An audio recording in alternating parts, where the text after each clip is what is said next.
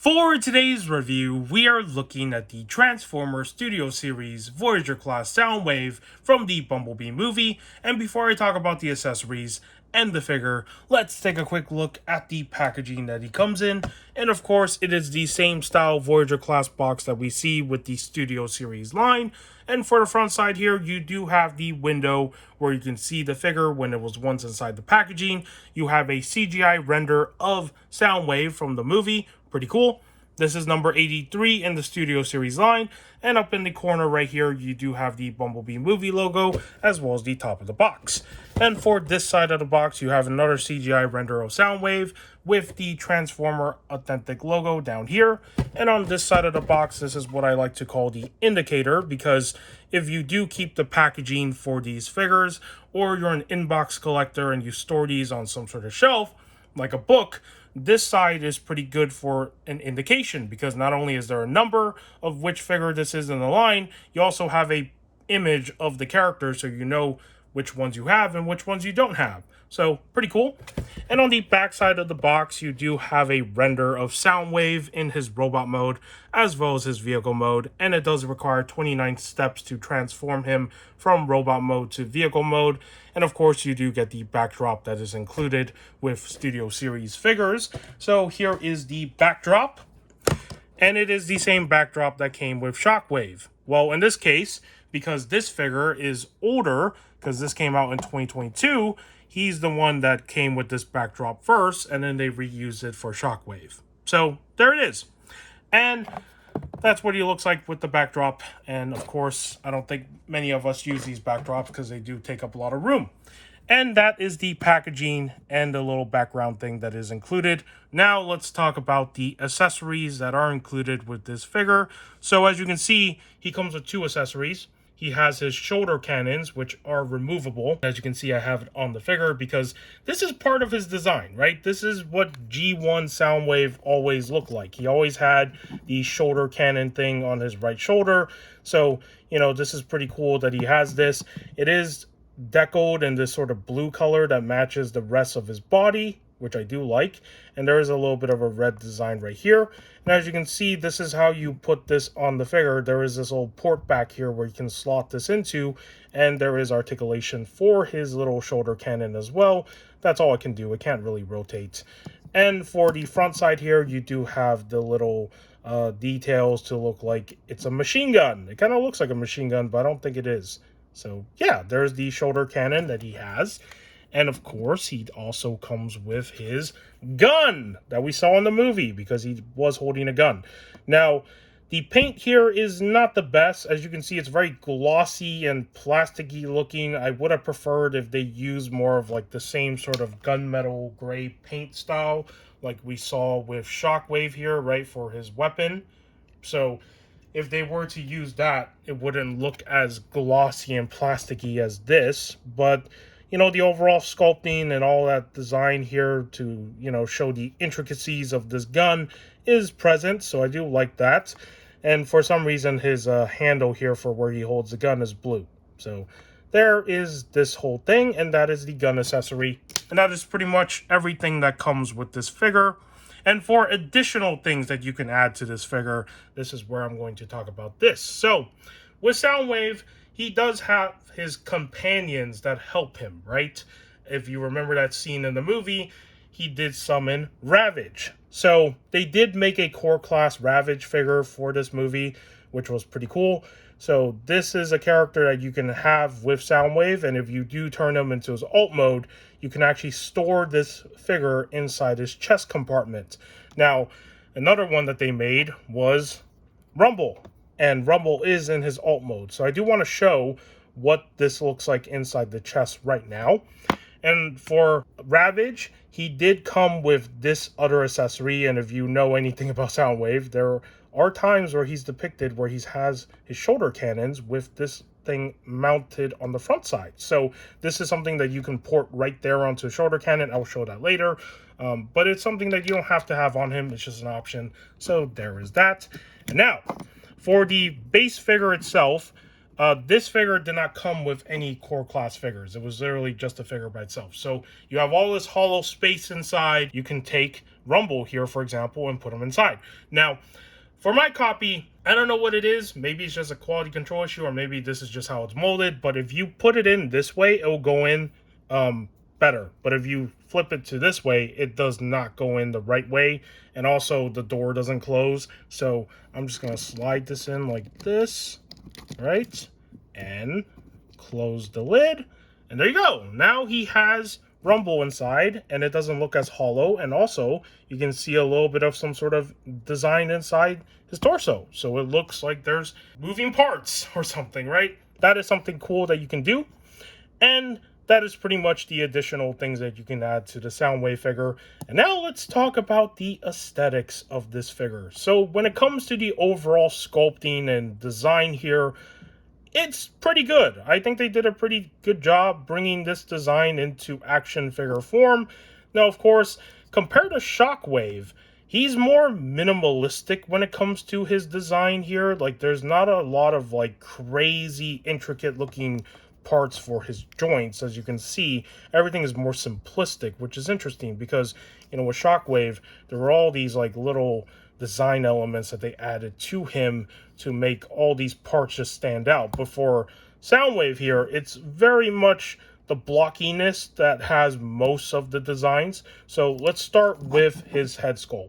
As you can see, his head sculpt is very different from what he looks like in the G1. In the G1, he has this more flatter sort of mouth that pretty much is just one color.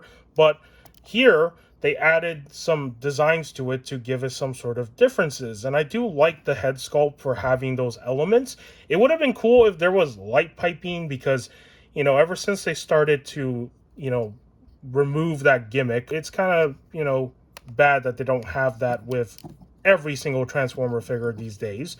But overall, still a pretty good head sculpt. You do have all these details on there, which is really nice. And compared to Shockwave, his head sculpt, you know, he has more freedom when it comes to the movement of his head. He can actually look up. So that's pretty good. He can't look down, but, you know, he at least has more freedom to move his head. And as you can see, there's more of these intricate designs right there. So yeah, really good looking head sculpt. And of course, we already talked about his shoulder cannon. Now, for his body here, it is pretty well proportioned for a blocky look. And this is why I chose this figure over the Siege version of Soundwave, because I don't have any other Soundwave figures. This is like my only one. This was my first one that I ever got. And the reason why I passed on the Siege version was because his chest area had like this really big window compartment for where you can store his, you know, core class friends right here. And it just looked really strange to me in terms of the proportions. Like, I wasn't really into it because it was so flat and also, you know, weird looking. So I just didn't vibe with it. But for this guy, it's pretty much more attuned to more of the classic look where you have this smaller window where it's not too big, it's not too small. It has the right sort of fit as well as the right sort of proportions. So his torso and his, you know, stomach down here to his waist does not look weird. It looks good. So I like what they did here with the overall design and sculpt because, you know, he has a box-shaped body, but there's a way to make it look, you know, aesthetically good, right? Where it doesn't look weird. So this is why I prefer this movie version over the Siege version. And as you can see right here with his waist area, there are some designs here as well. Some sculpted stuff that are painted, which is nicely done. And that is the torso. For his arms, he does have his little shoulder thing here, which is, you know, a way for him to articulate his arms. Now, the articulation for this guy when it comes to his arms is not my favorite of articulations. I'll point that out later when we talk about that. But as you can see for the armor bulky parts right here, there are all these little design elements that exist. And this figure looks like it could be panel lined. If you panel line these areas, it could probably make some of these sculpted parts like stand out more than just leaving them blank. Because, you know, from a distance, you can't even tell they're there sometimes. But yeah, they're sculpted these little details into these areas, which is nice because it just adds more of a touch to the design here. And for his fingers, they are the same fingers that we see with the other figures that are molded with this hand. There is no articulation on it, so there is that. And for his legs, you have more of this boxy shaped design that goes all the way down to the lower part of his legs. More white parts right here, which is nicely sculpted, and of course more details, right? Like, look at these. These could be panel lined. You can add some ink in there and actually make it stand out. There are some hollow areas, that are present, but it's not like the worst thing. So for the backside of his legs, which I have shown already a few times, it is pretty normal, right? And there are some reds right here for the back part with some designs, so pretty cool. And for his knees, they are just the standard looking knees that you would expect on a robot. And for his lower legs, he does have these like yellowish gold painted parts right here with more of these intricate designs for these blocky armor pieces. And then for his feet, this is what they look like as well. So yeah, there are some more designs going on down there. Let's talk about the articulation, because that's pretty much all the aesthetics that I could really point out. It's simple, it works, it's effective. It does bring that design from the live action movie into figure form in a good way. So I want to start with the arms, because these arms are not my favorite when it comes to how they move. So you can have him do the 360 and all this, right? Like, no problem. This is an easy thing to do. But when it comes to moving his arms out like this, do you notice something weird? You probably don't see it. Look at that. His shoulder parts, they move. I wish there was like a way for these to just click in, because they don't click in at all. They just stay like this. It would have been nice if these clicked into something like a tab. So then every time when you move his arm, like doing this stuff or doing all this, you don't accidentally push that out. That's what I'm trying to get at. And I don't like when the figure has this sort of thing, because this is not the first time I've seen like articulation with the arm sculpted with like shoulder parts like this that are kind of annoying. So it is a little annoying that this is like that. But that is the articulation with the arms. He does have the shoulder parts, I mean. He does have the bicep swivel right here, which Shockwave did not have, which is surprising. He does have the 90-degree bend in his arm, as well as swivel in his hands. Is there swivel? Either they don't move or they do move, but it's really tight on my copy. Okay. But maybe there is swivel there. I haven't heated up the figure to loosen that. So, actually, let me see if this hand has it. Oh, it does not have swivel in his hands. Well, there's no articulation there. But yeah, that's pretty much the arm articulation for everything. So there is that. Now let's talk about the head sculpt. So as I pointed out earlier, he can look up a little bit, which is nice because Shockwave could not do that. He can actually tilt his head side to side a little bit, which is nice. He can turn his head left and right with no problems. So you can have him look in different directions. So that's pretty good. As for his, shoulder cannon here, this thing will get in the way with his head articulation. So if you do want to articulate his head, just do that and then just move it to the side, right? Like move it up like that. So yeah, articulation with the head sculpt is decent. So, you can get him into something like this, like a pose where he's staring off to the side. So there is that. For his torso here, the entire body, there is a rotation underneath the front skirt. So if I lift this up, you can see this part. This is where all the rotation is. So yeah, that is basically all he can do. He does not have like a chest cut, because this isn't like your normal action figure, right? So for his legs, he does have the ability to split completely, which is really crazy because I look at DC Multiverse figures all the time, and they can't even do splits like this, but a Transformer can do splits. That's amazing.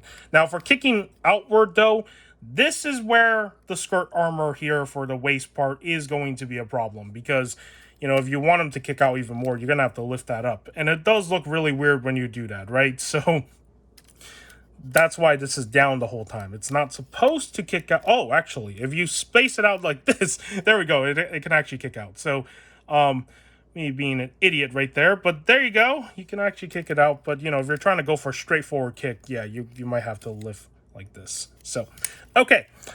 There's the kicking motion. Here is the leg articulation. He does have like a double jointed articulation in his legs, which is actually pretty cool because, you know, that is something that you don't see all too often sometimes. But yeah, there's that. And you do have the articulation in his feet as well as the, you know, rocking side to side here because of this joint down here that allows for it. And that is pretty much all the articulation on Soundwave. Alright, it is time for comparisons, but before I do that, let me just put on the remainder of his accessories, such as his gun right here, into his right arm. So there he is holding this, and the accessory that came with Ravage. This will complete his look with the shoulder cannon. So this is looking more like his, you know, G1 design here. Let me just twist it. There we go. And there he is, the complete look for Soundwave from the Bumblebee movie with everything equipped and also having Rumble inside his chest. So yeah, pretty cool. I love the overall look for this figure when everything is completed. And of course, here's a look at the inside with, you know, Rumble. So yeah, pretty awesome. They did a really good job with this figure, I think. And yeah, all right, let's put him right here on the side so we can do some comparisons with some other figures. Let's start with the core class Ravage, just to give you a sense of what he looks like with his companion. Now, he is bigger than him in height, and he's taller than him, but it makes sense because this is a Voyager class and this is a core class. So, of course, a core class is going to be smaller. So, there he is next to Ravage. Here he is next to the Voyager class Shockwave that we looked at before. And as you can see, Shockwave is taller than Soundwave in terms of height. But when it comes to shelf presence, having these two together are just the best. So there is Shockwave. Here he is next to Starscream. And as you can see, they both have a very different design. But that's the cool thing about this movie, right? Is the fact that we were able to see these G1 designs mixed with live action. And they have their own style to them. And the way that the Seekers look in this movie were still pretty cool looking. So yeah, there he is with Starscream. And now here he is with his leader, which of course is the concept art Megatron. It would have been really cool if we did see these two in the movie together, standing side by side, because that would have been one hell of a shot right there in that, you know, opening sequence. So, but yeah, pretty cool having them together. So there is that comparison. And last but not least, here he is with the Studio Series Bumblebee Optimus Prime.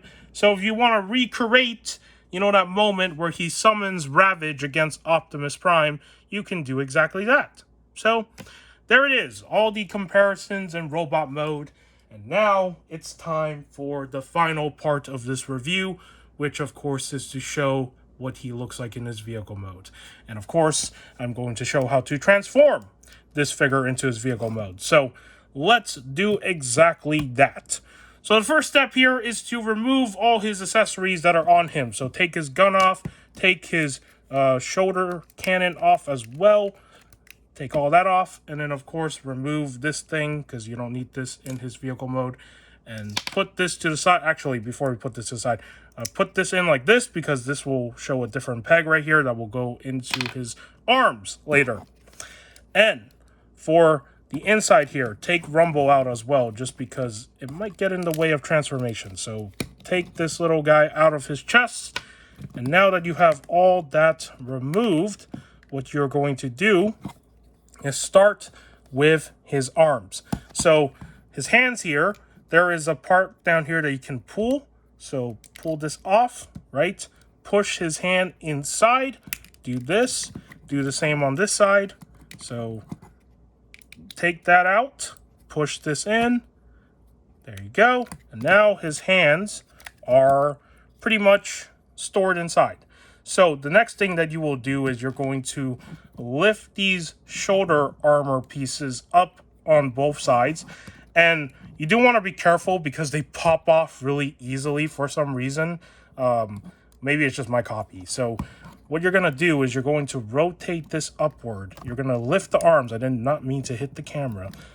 Actually, you're going to do it like this. So rotate his arms up this way and then push that down. Lift this up. Do the same thing on this side. Let me just move that. It can be kind of tricky to remember, but there it is. What you want to do is that there are these little inserts, and I'm trying to show it to the best that I can. There is this little part right here, as you can see, this little tab, that goes to the back part of his head right there, as you can see. What you want to do is you want to kind of fit that in there, right? Press that in, as you can see what I just did. Actually, I didn't even show that. Press that in like this. Yep, just like that. You want to do something like this. And then what you're going to do is that for the arms here, you're going to rotate them this way, right? So there's a little tab right there on the side. This is for this part right here to go into. You're going to push that in, do the same thing over here, rotate it, right? Do that. And actually, let me just try to show that again because I'm not showing it on camera. So you're going to rotate it like this, and then you're going to push this down. And you're going to line it up with that little tab right there that connects. And then now you have this sort of look. This is what you're trying to go for. And then the next step here is his legs. So his legs are kind of a hassle, which I don't like with the transformation on this figure. So the first thing you're going to do is you're going to pull this out, which is kind of difficult to pull out, but just pull that out. Come on, go out. There we go. So that will unveil this sort of hidden compartment right here. You're going to pull all of this out, right? You're going to do the same thing on this side as well. Pull everything outward this way. And then the next thing you're going to do is you're going to rotate these upper thighs so the legs will look like this, which looks really weird right now, right? You're going to rotate his feet upward like this. Do the same thing like that. And this is where the tricky part comes in. What you're going to do next is that you are going to bend his leg joint right here all the way into this thing. So you have to be, you have to fit everything in. So I'm going to show this example, right? You're doing it like this, and then you're trying to get it to look like this, but you have to get it all the way in. And this part is a hassle, mainly for one reason, because it's really freaking tricky to do, because you have to match everything up, which is probably the most annoying part, right? So as you can see, what I did here is that I rotated all the way in, but it's not set yet, right? Like, you're trying to make it look like this. And let me see if I can just get everything aligned before I bring it back into frame. So, okay. So what you want to do is you want to peg this in like this, right?